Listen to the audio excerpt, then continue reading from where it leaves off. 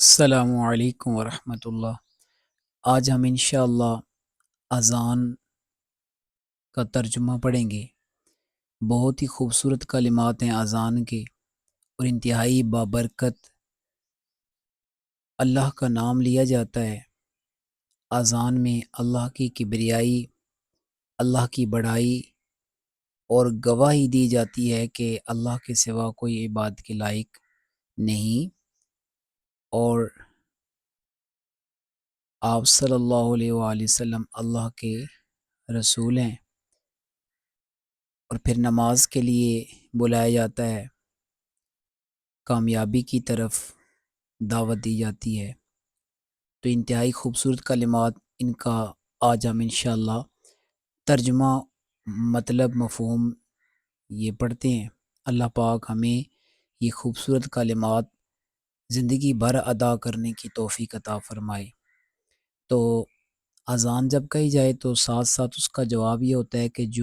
جس طرح مؤذن جو ہوتا ہے، اذان دینے والا، جب وہ اذان دے تو ساتھ ساتھ وہ کلمات دہرائے جائیں۔ تو مؤذن اللہ کی کبریائی بیان کرتا ہے، اللہ اکبر، اللہ اکبر۔ تو اس کو پڑھنا ہے اللہ اکبر۔ تو اللہ پاک کے نام سے پہلے جب زبر آتی ہے تو اس کو پر کر کے پڑھتے ہیں، یعنی موٹا کر کے پڑھتے ہیں، اللہ اکبر۔ اللہ سب سے بڑا ہے، اللہ اکبر۔ اللہ سب سے بڑا ہے، اللہ اکبر۔ اللہ سب سے بڑا ہے، اللہ اکبر۔ اللہ سب سے بڑا ہے۔ اللہ کی کبریائی کے ان خوبصورت کلمات کے بعد پھر مؤذن گواہی دیتا ہے، اشہادو، میں گواہی دیتا ہوں، کہ اللہ الہ، کہ کوئی الہ نہیں ہے۔ الہ وہ ہوتا ہے جس کی پوجا کی جاتی ہے، جس کی بندگی کی جاتی ہے، اس کی عبادت۔ تو یہاں اس الہ میں تمام معبودان باطلہ، یعنی سورج، چاند، ستارے، بتوں کی لوگ جو پوجا کرتے ہیں، تو یعنی اللہ کے سوا اگر کسی کو بھی الہ مانتے ہیں تو وہ معبود دان باطلہ کہلاتے ہیں۔ تو بندہ گواہی دیتا ہے کہ میں گواہی دیتا ہوں کہ اللہ کے سوا، یعنی الا اللہ، اللہ کا مطلب ہوتا ہے سوائے یا مگر، یعنی اللہ کے سوا کوئی عبادت کے لائق نہیں، کوئی الہ نہیں، الہ صرف اللہ کی ذات ہے۔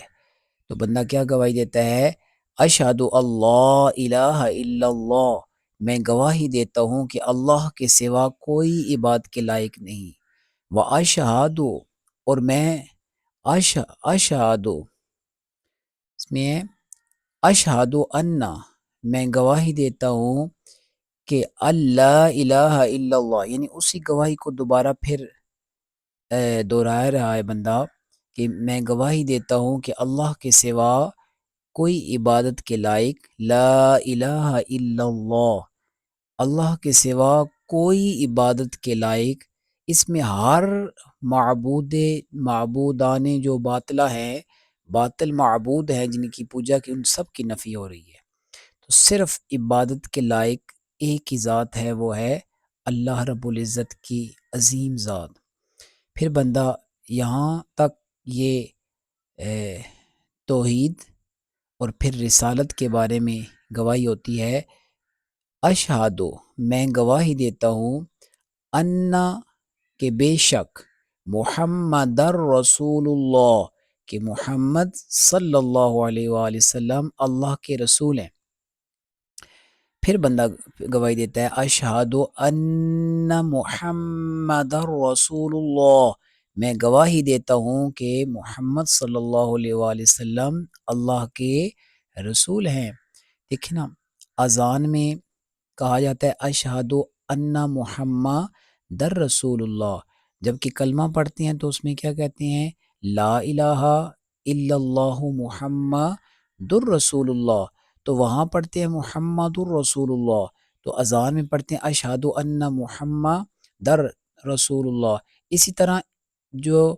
اقامت کے اندر بھی پڑھا جاتا ہے اشہد ان محمد در، اس کا فرق یہ ہے کہ جو انا ہے نا، انا اس کے بعد جو ناؤن آتا ہے نا اسم، اس کے اوپر زبر آتی ہے، تو کلمے میں یہ انا کا لفظ نہیں ہے،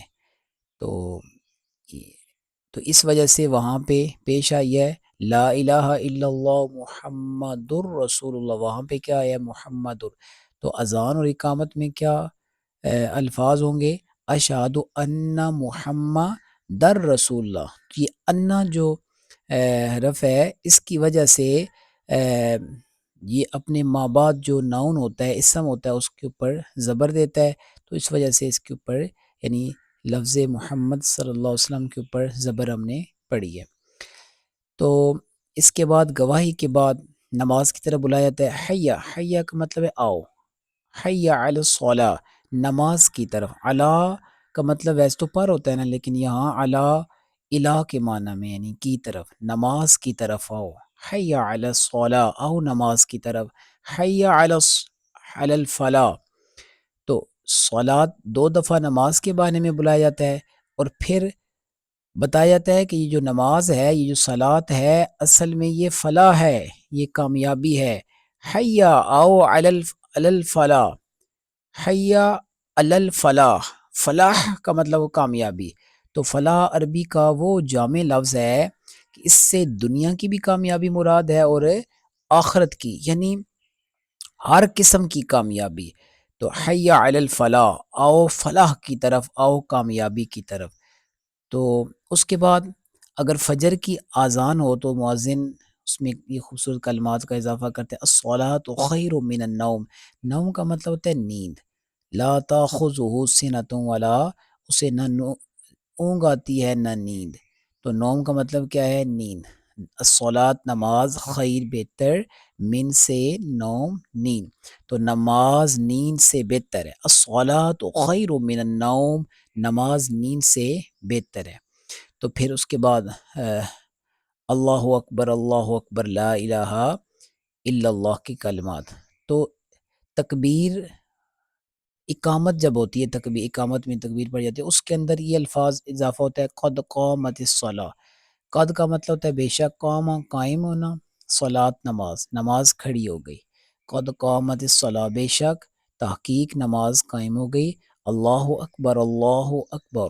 اللہ سب سے بڑا ہے، اللہ سب سے بڑا ہے، لا الہ الا اللہ، اللہ کے سوا کوئی عبادت کے لائق نہیں،